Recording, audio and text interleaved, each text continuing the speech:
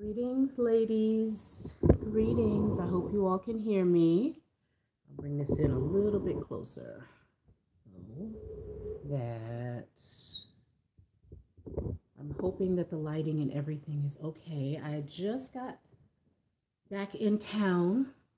My family and I spent time at my fiance's home in South Carolina, and that was such a beautiful experience in many ways. And so I wanted to share some thoughts about some of the, I guess, mind snacks that happened while I was there.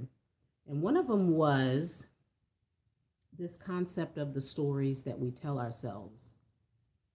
I was there last week for the entire week, and a lot of things occurred to me about how different my life is now.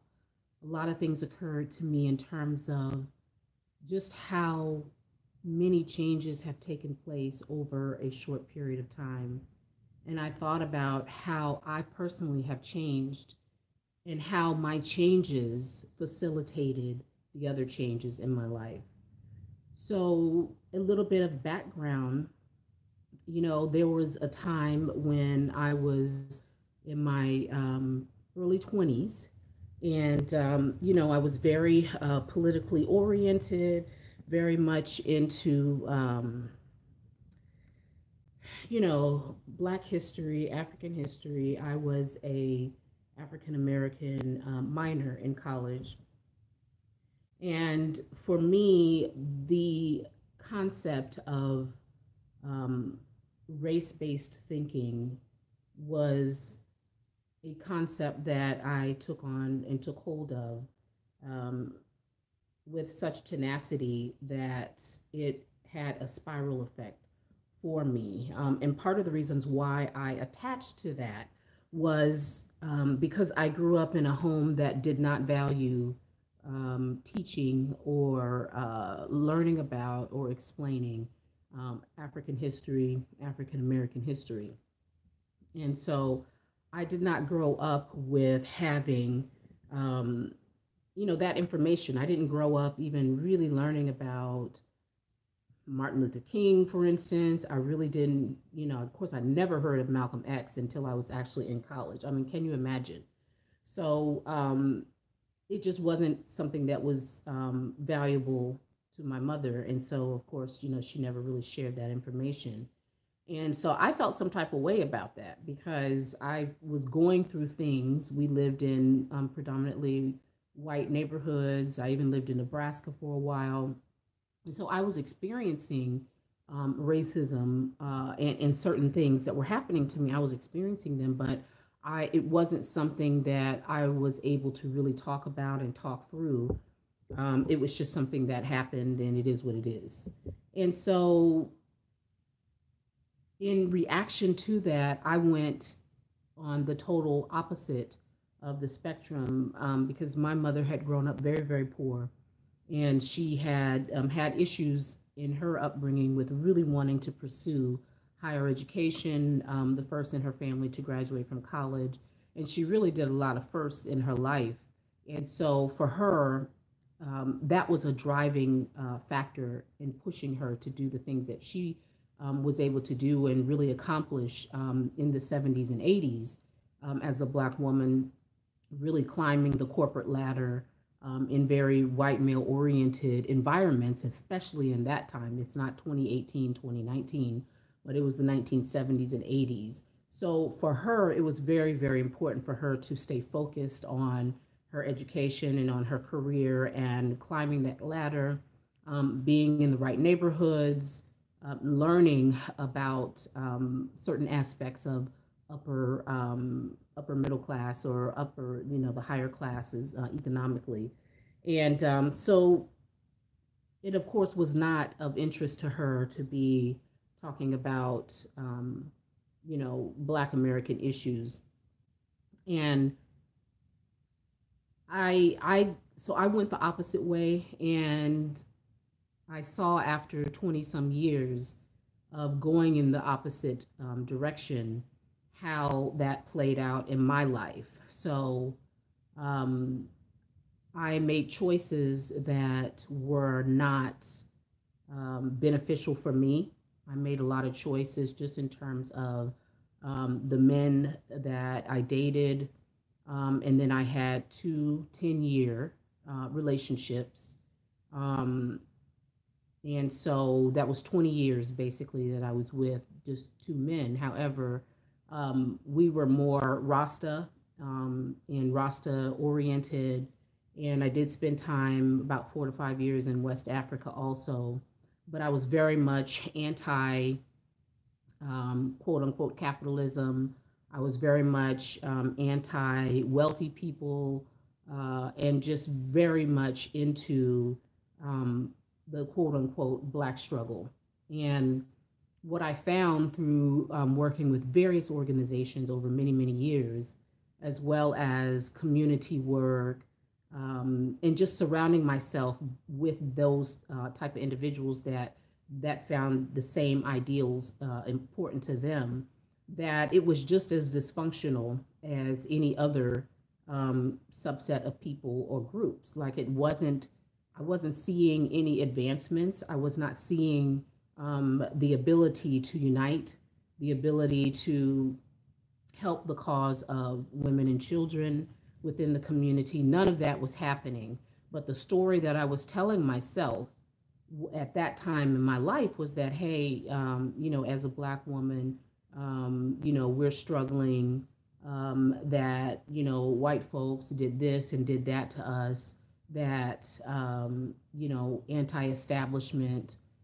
I had a lot of ideals about, the poor, the black men have it so hard, um, and that it was the black woman's responsibility to take care of black men, and that wealth and having some stability for your family um, was not important. In other words, you just really had to live a good and righteous life.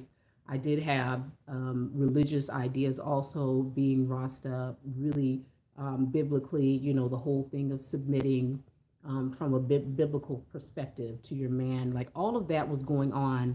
And but at the same time, having to be the financial provider for the family, even though you're supposed to submit to the man as the head of the household, while they would have an idea that being a king and whatnot, that they weren't going to go and work for the man, and they weren't going to do this and they weren't going to do that, and so it was up to the women um, to shore up the financial leakages, so to speak, and or go out and work for the man because the man didn't want to. That was disrespecting his dignity and all of that.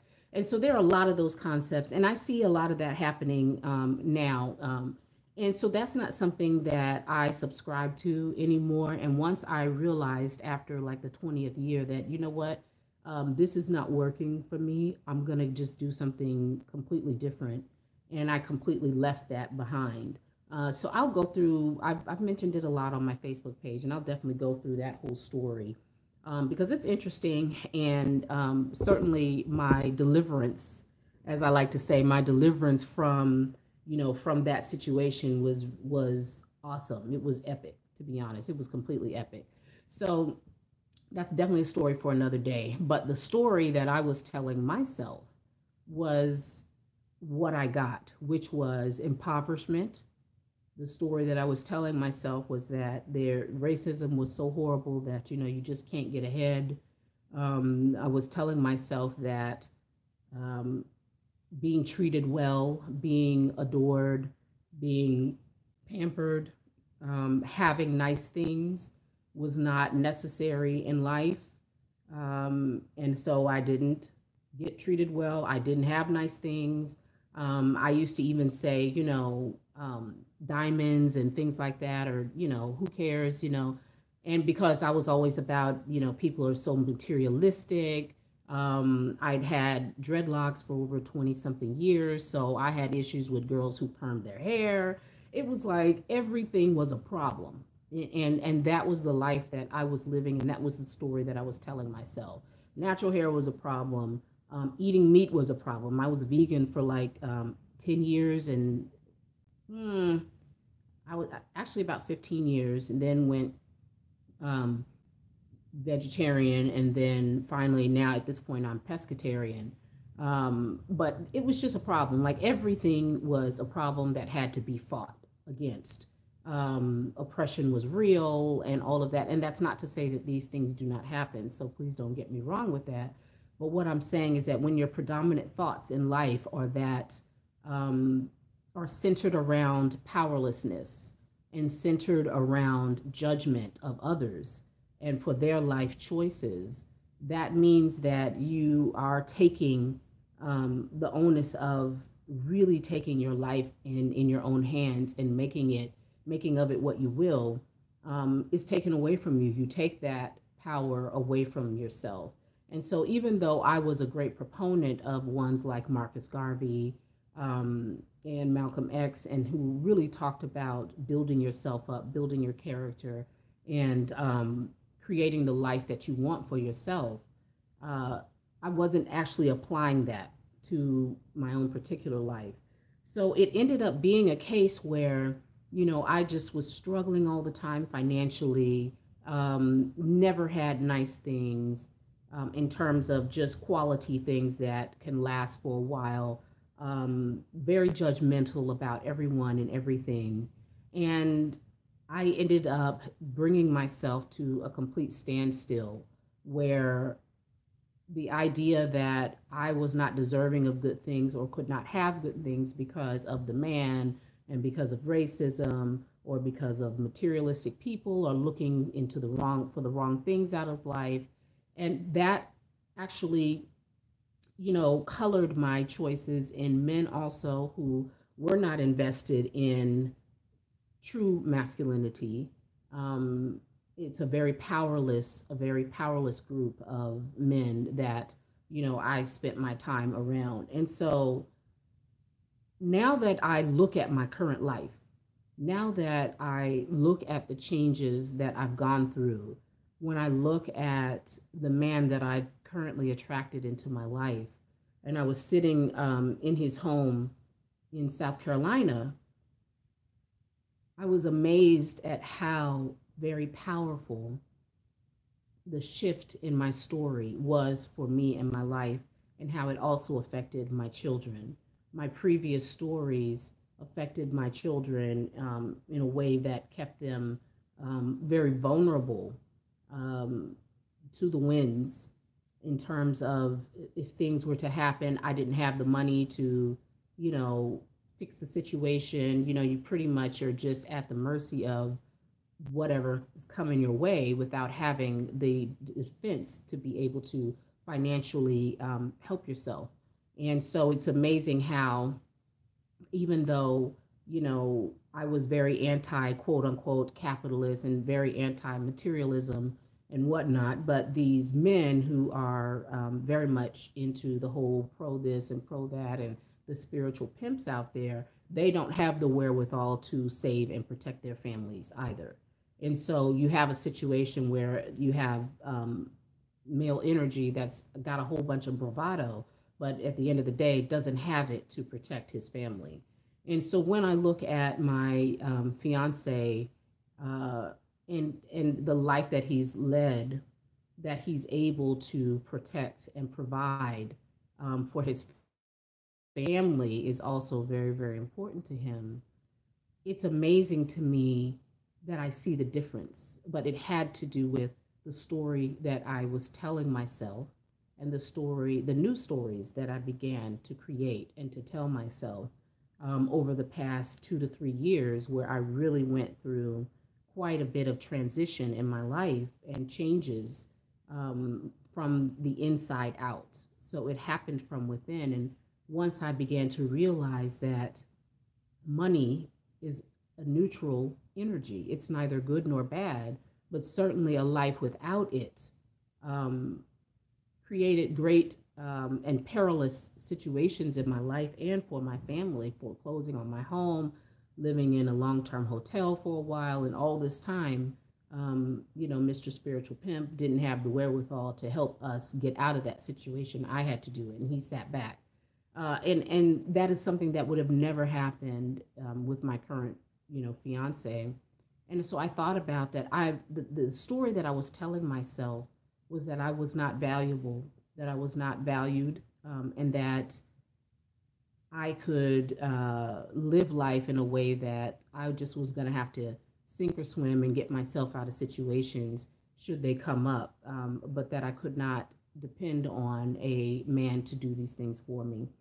And that's not to say that at this point in time in my life that um, I would not be able to get myself out of a situation should it come. But my point is, at this point in my life, why should I have to do that when everybody's got their role to play? And that's just how I see things. And so, if I'm covering my end as a woman, as a feminine woman who appreciates my femininity, then the man in his masculinity is certainly going to be playing his role and would not endanger our lives or our family stability in any way, in any way that he can help. So as I sat there, I just really was amazed at how, when I told myself that um, materialism is bad or that having good things is not necessary, um, that's exactly what I got. But as I began to change that story and decide that, I do want nice things. I want a home. I don't want to be living out here any kind of way. I want a beautiful environment, a safe environment for my children. I want nice clothing that are, quality. I want nice furniture. I want things in my home that make me feel good. I want a lifestyle that makes me feel comfortable, that in doing no harm to others, but it's still having the things that I like. I want to be able to go to a nice gym that has a nice spa. I can work out, get in the sauna. I want to have these things, and I'm not going to feel guilty about them, or I'm not going to guilt myself. And why shouldn't I be able to have these things? So initially, I worked very hard for them myself, because at that point in time I had, I was still single, and I did the things that were necessary to get me to that point where I could have them for myself. And having those for myself allowed me to create additionally wonderful and exquisite stories about how it feels to have good things, how it feels to treat yourself well, how it feels to give yourself the best because you feel that you deserve the very best in your life, how it feels to be good to others and have more opportunities to be grateful. Those are the things that were taking place in my life, and I felt an extreme level of gratitude at what I was able to create in my life and for myself. And now I've transitioned into a fuller understanding of the law of attraction so that I can really wrap my mind around the process of, first, most things are, 70 to 80% mental, and then back it up with action when required. And so my previous thinking and the stories that I was telling myself is that I have to work hard in order to have things. I have to work hard. I have to put in 60, 70-hour weeks, and in order to get the overtime or the commission, and in order to bring money to me, that I have to work hard. And now my life has transitioned into such a way, greetings, my life has transitioned into such a way that I understand that through the laws of attraction, that I first have to become that which I want. I first have to become that which I desire. And so it's first all an interior, internal game. And getting on that brought me to another story that I was realizing within myself, sitting in his home. And I have told this before on Facebook, in one of the groups, but there was a time when we had such difficulty after I left my ex-husband and came here with basically a suitcase and my two younger children to Atlanta. And it was really tough just getting back on our feet. I left everything there in California, basically. So I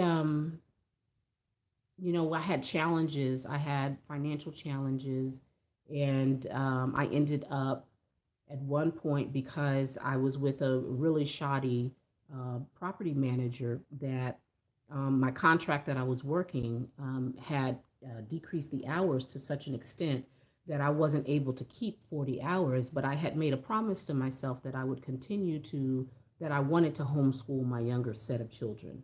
I wasn't able to do that with my older set, but I made that promise to myself. So I wanted to work from home. And with the contract going down, I was really struggling. So I was looking for more contract work from home, computer based. And at one point, my rent was getting late, and I would be charged $150 by the 15th of the month. And then they would start eviction process at that same time. And then if I paid up my rent by the end of the month, I would have to pay that $150 eviction fee or notice because of the filing the paperwork that they would have to pay. So not only was I having to pay my rent, but I was paying $300 extra every month for this little shoddy place. So I was literally paying like $950 because the rent was, I think, $650. And I was doing this every month paying an extra $300 on top of it. And I finally just got to the point where I could not do it anymore. And so I ended up just allowing them to evict us. And mind you, again, I didn't have any child support from homie. So, I was doing it all on my own. And so I ended up living with a friend who was kind enough to take us in. And we lived with that friend basically, in the living room. But at that time, I did get another position that a good friend of mine recommended. And but once I got that position, I took it and I ran with it. I worked 60, 70-hour weeks. I stacked that cash and was able to, because in Georgia, if you get evicted, you can't rent for like 5 years. So I wasn't, even though I had the money, I couldn't rent. Nobody would rent to me. And so when I said, well, I'm going to have to speed this up and I'm actually going to have to purchase a home because I can't even rent in this state. And I really didn't want to leave the state. I mean, that was just going to be a whole nother transition that I wasn't ready to go through. So I stacked up money. I saved and saved and saved. Exactly. It was a hot mess. It was tough. It was really, really tough. And so I saved and saved. I worked, like I said, 60, sometimes close to 70-hour weeks, but I was working from home. So I was still able to be, near the children, my two younger ones. And within 2 years, I was able to amass the money. Hey, sis, I was able to amass the money to purchase the home and put down a sizable chunk for a down payment. And so I did get into this home, but that was many years of grinding. And my whole ideology was that at that time, I'm willing to work and let me get this money. And so I did. But that is part and parcel of my whole concept that in order to really amass wealth or income, that you have to work hard. You have to, that whole work hard concept that's pushed for us. And while sometimes it's absolutely necessary, but it was really, really tough. I mean, there would be times when, it was a blessing, but there would literally be times when I would go into the bathroom and just cry because I didn't want my little ones to see, how I was really feeling about that. Because that's certainly not even the way that I grew up. But it just showed me how, my adherence to struggle life and pro this and pro that and this spiritual BS, that not spiritual BS, but the spiritual pimpism, that what that did for me in terms of the type of people that I was hanging around for all of these years, that they weren't there when I needed assistance for myself and my children. And so putting in that work did do what we needed to do at that time. But I have transitioned now into the idea that the biggest shifts in my life has come from my internal story. It came from shifting my story.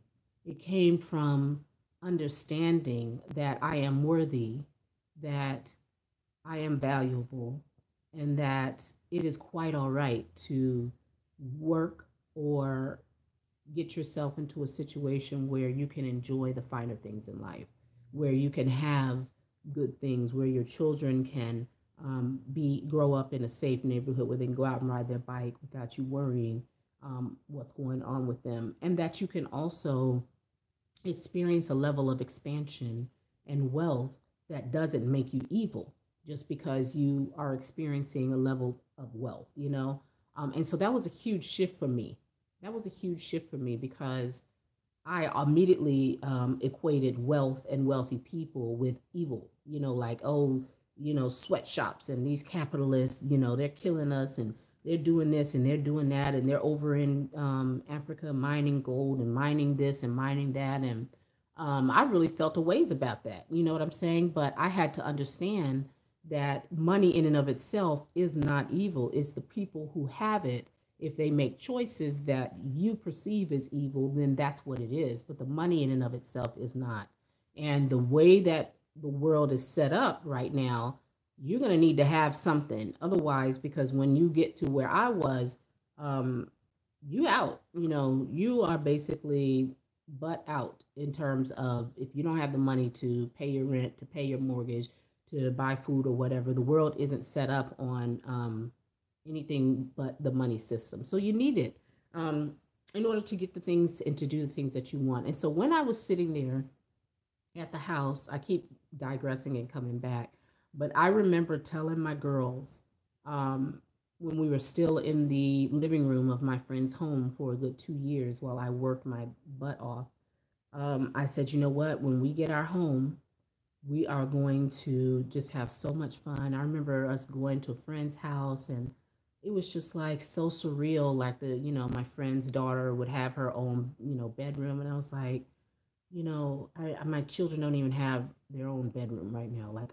It just, it was a very painful experience, but I would always tell them, you know what, when we get our home, let's put our good energy on this and let's just have faith and let's keep working at this and, just start thinking about how you want to decorate your room, what color do you want it? And then I told them, you know, as once we get into this home, this isn't the end. Okay, this is our first home. Then what we're going to do is within 2 years or so, we're going to rent that out. It's going to become our first property, our rental property, and we're going to upgrade to a better home, a bigger and better home. And, shoot, you might even have a horse in the back, just whatever you want. And they were just so excited. And so I said, just give us 2 years after we get this home that we're working really hard for, and then you'll be able to upgrade. And so they were really, really excited about that. And they were already thinking about not only the first home, but then the second home that we were going to upgrade to. And as I was there in South Carolina, I was thinking about the fact that it's not even been 2 years since I purchased this home that I'm sitting in now. Uh, and I'm already going to be upgrading into a larger home. Now, the yard isn't big enough for a horse, but his home is about 1,000 square feet more than my home, and my home is fairly sizable. But it's in a gorgeous neighborhood, just beautiful, just a beautiful environment, very safe. It's in a cul-de-sac. The children, would be able to ride their bikes and whatnot. And literally in less than 2 years, we'll be moving to that home, and I will be renting this home that I'm in now out, and with an Airbnb, type situation or executive rental. So it happened. It happened because I spoke it into existence. It became my story, and though we were sleeping on a couch at that time, while I amassed the savings to take the first step, I dreamed it and I believed it. And I ensured that the girls understood and believed it as well. So we had our combined energies, um, and we repeated that story. We said it over and over.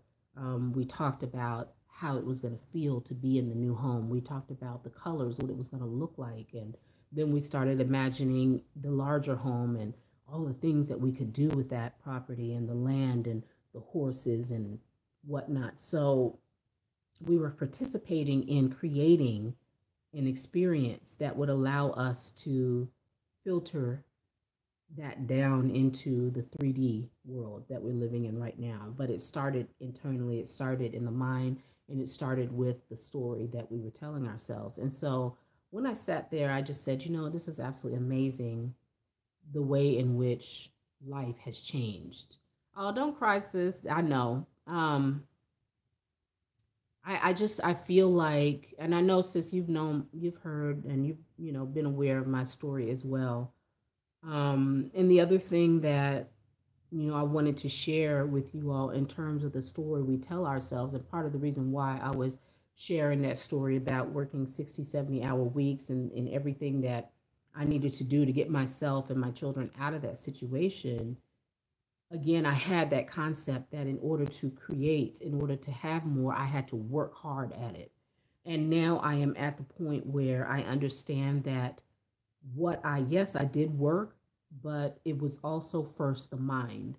And as I sat there last week, this is a really, really busy time with my job in terms of sales and whatnot. And I know that the expectation is rather high um, for me because last year I topped all of the sales for that company in terms of digital sales for the US team. And having the highest payout in commission and selling the most, um, it was good for me in terms of I pushed myself. I can be very, very competitive. But knowing what I know now and the new story that I'm telling myself, that I don't have to work so hard in order to create abundance and wealth in my life. I simply have to apply the very, very, very critical, important um, points of law of attraction in order to bring the things into my life without having to, just overwork myself in order to have these things. So I was kind of going through something last week because I understood that this is the time I could be making some good money right now. I could really be doing a lot with myself in terms of, and then of course, living up to that expectation that if I did it last year, if I topped all of sales or whatnot, that I could do it again this year. And I got a reputation to maintain and all of that. And so I kind of had that going on, but I just haven't been feeling working for some time now. I have been thinking about what brings me the most happiness, what brings me the most joy, and it is coaching. It is, the life coaching. It is managing my Level Up Charm School support group for women who seek to make massive changes in their life. Um, and a few other things that I really, really enjoy doing. That's where I want my income to come from. And knowing that, I am marrying a financially stable man who actually prefers that I not work a day job. Um, I was like, yes, ma'am, because that was on my detailed attraction list, that in terms of the man that I wanted to attract into my life, it was definitely a man who did not want me working. I do not need to be supporting the household. I enjoy being the quote unquote domestic goddess. I love cooking, arranging, interior design.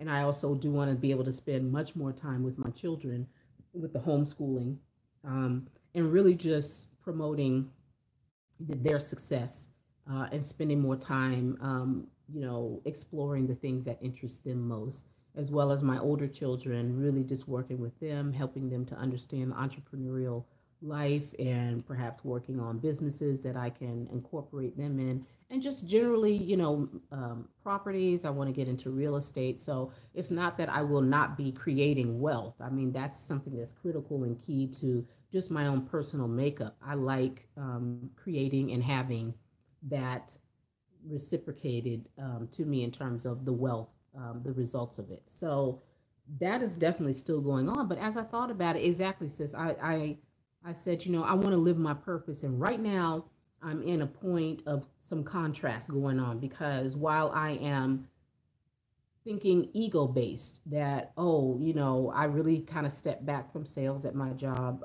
just basically just getting by but focusing on my internal world. um, but I should really be trying this very important month with Black Friday, with Cyber Monday, all of this going on. I really need to be pulling it in, and I have a reputation to keep and all of that. And then I just said, you know what? Um, I had to, because I couldn't actually take off during this week where we went to his home. So literally, I was putting in still 12, 10-hour days. I had to.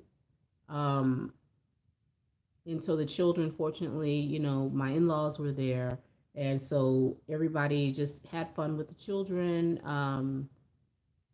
They did some things and enjoyed themselves, and I just really wasn't able to partake in it because I had to sit up there and work. I took my whole workstation with me. And so I really did not have, the whole holiday experience like they had. And that was fine because I was happy that they were happy, that they were enjoying their new home. It was their first time seeing the home that they'll be moving to after the wedding. And they were able to spend more time with their new siblings, and they were able to meet um, what will be their grandparents. And so it was a really awesome time for them.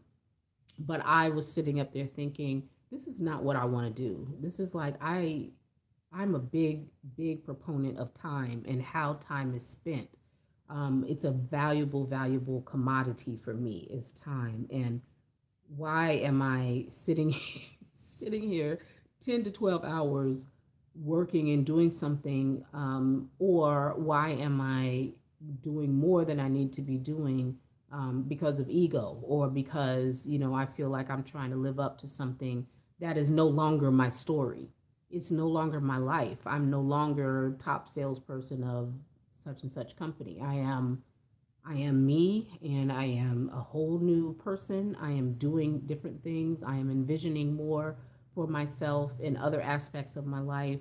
I'm already going through the mental and emotional process of transitioning into this new life, which is, um, a woman who has a very close knit, tight family. I don't have to work anymore.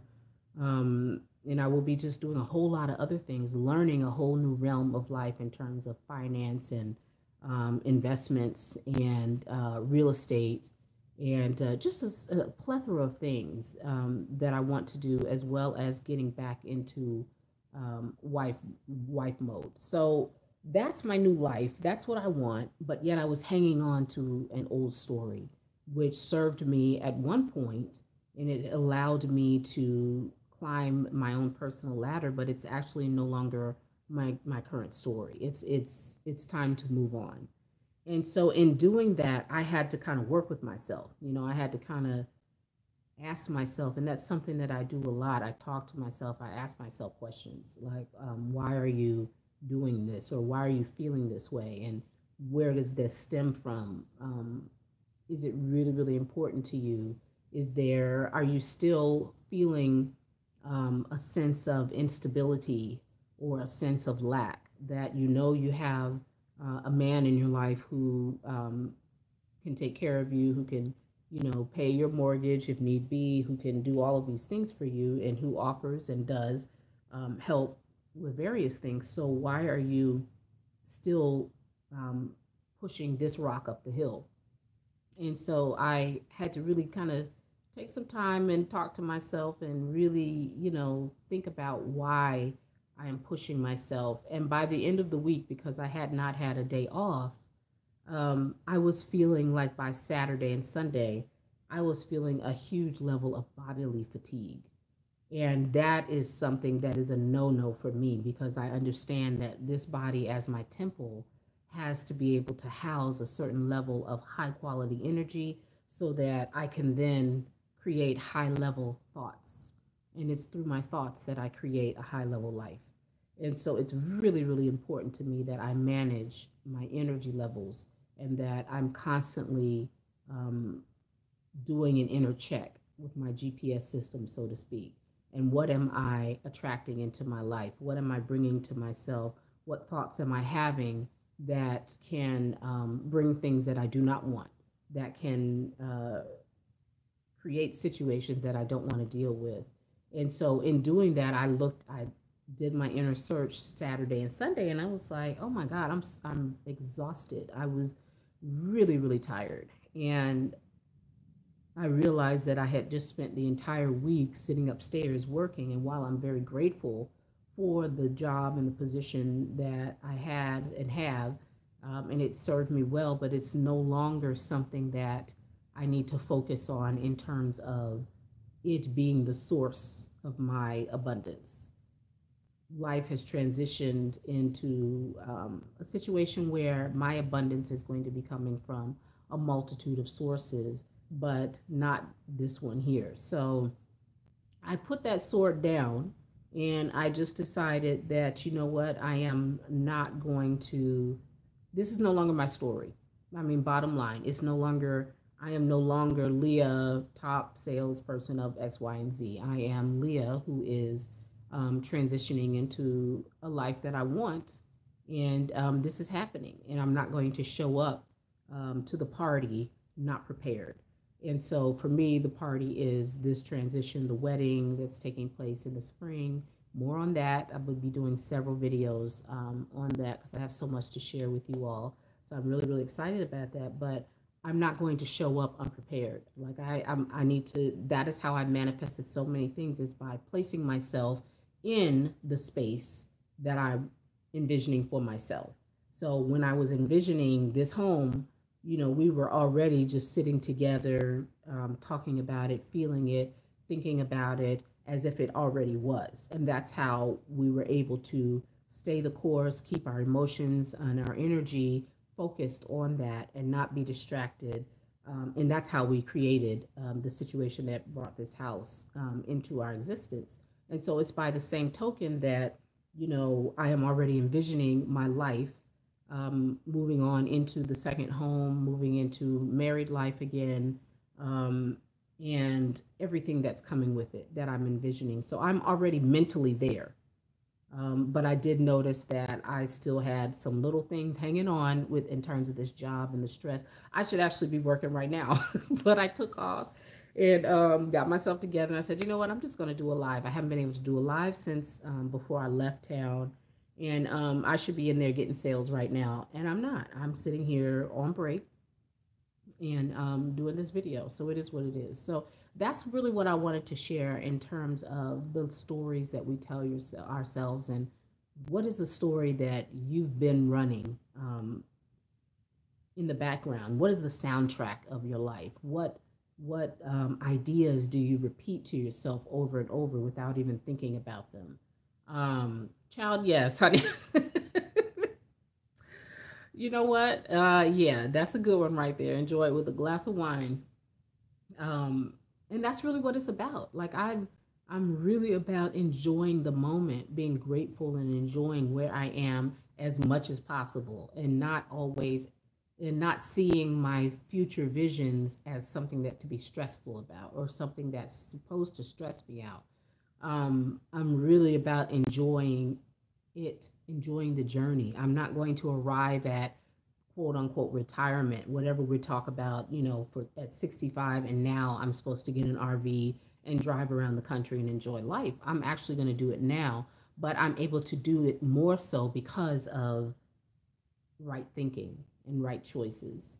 And that's why I love Reverend Ike so much, is that he really talks about being in that space and doing the things that are valuable to you, that feels good, and becoming um, that which you want. So, in other words, as he said, which is very, very powerful, is not what do I have to do in order to have X, Y, and Z. It's who do I have to be in order to have X, Y, and Z. Because if you become a vibrational match to what you want, it forcibly has to come to you. That is the law. There are no feelings and yay or nay about it. If you are a vibrational match to what you want, it has a 100% chance of coming to you and finding you, and you being able to embrace that into your life. So I was so glad to leave that story, to leave that part of my story,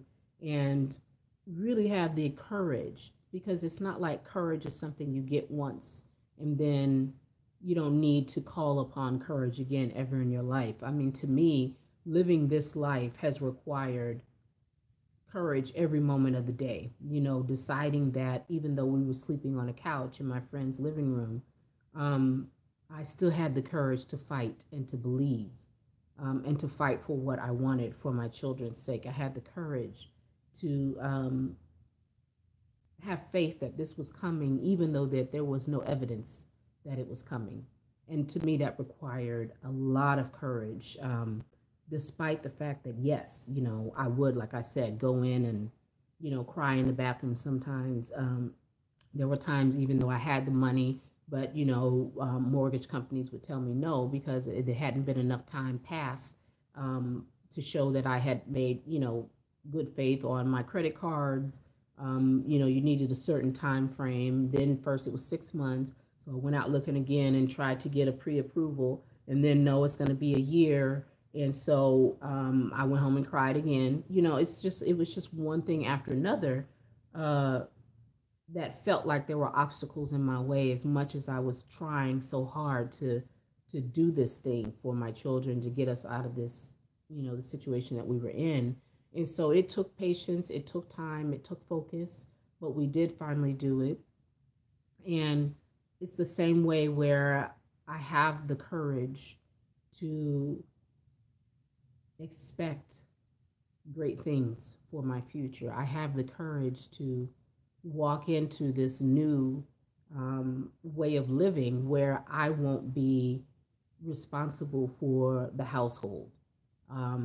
Many of us women who have been, you know, single mothers, divorced, what have you, we are very much accustomed to being able to count on ourselves for income in the home. And so that's a different energy when you are able to rely on someone else for the home income. But that also comes with a great level of trust and courage to transition into that.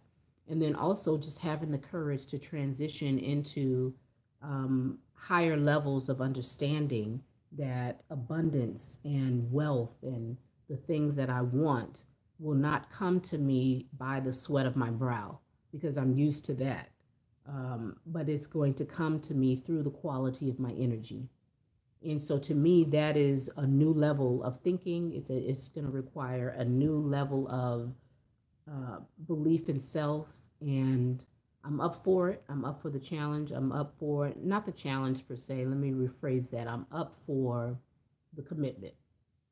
I'm up for the commitment. And so I see it happening. I see great things happening.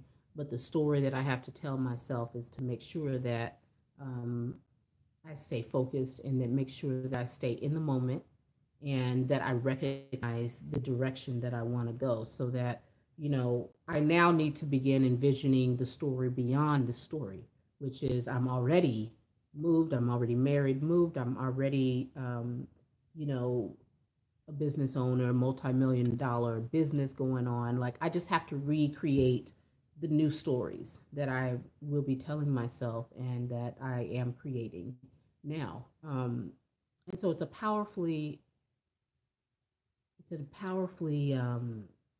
interesting time to be in something physically, but to be mentally somewhere else and to generate enough faith and expectancy to allow that new level to more fully come in. It's an interesting space to be in there, and I've talked about this quite a bit in various coaching sessions with other clients, and I noticed that each new level that I go to, I have to go back and coach myself on that.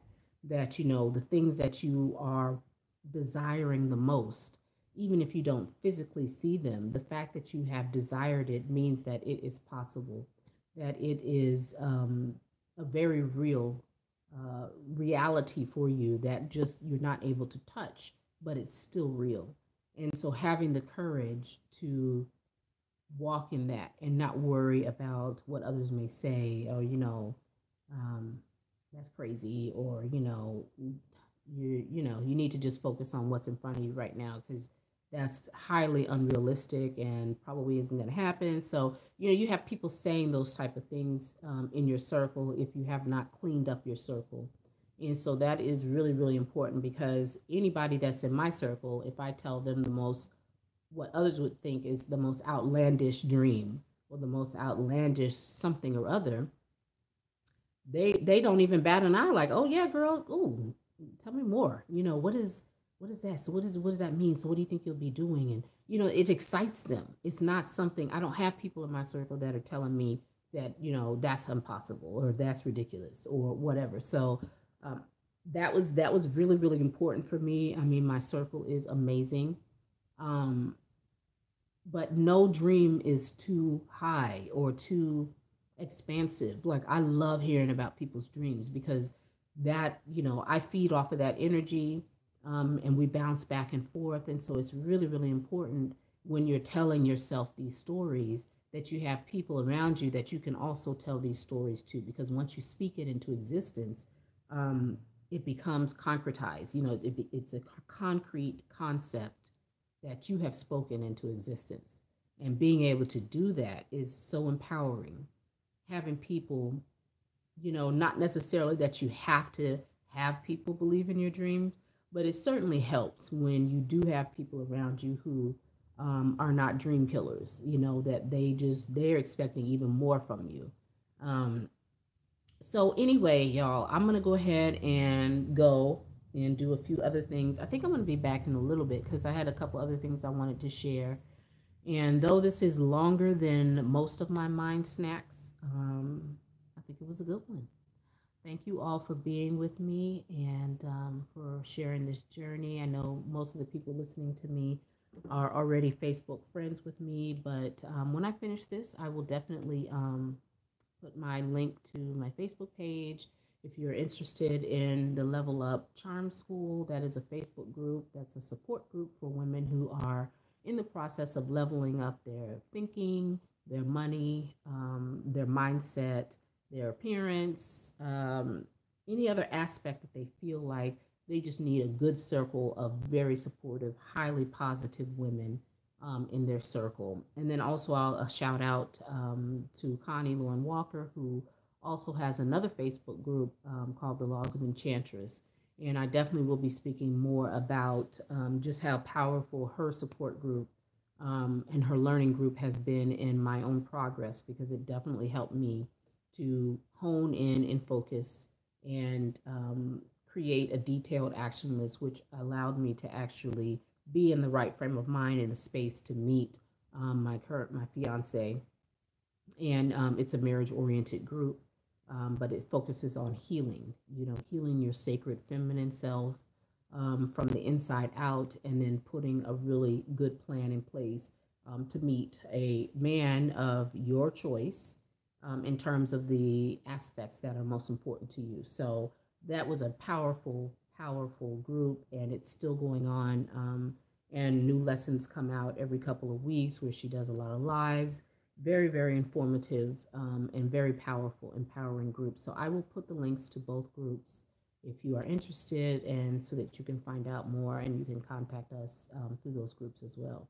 All right, ladies, have a good afternoon. And gentlemen, if we have gentlemen here listening, have a great, great afternoon. And I'll probably be back maybe by tonight. We'll see. All right, peace.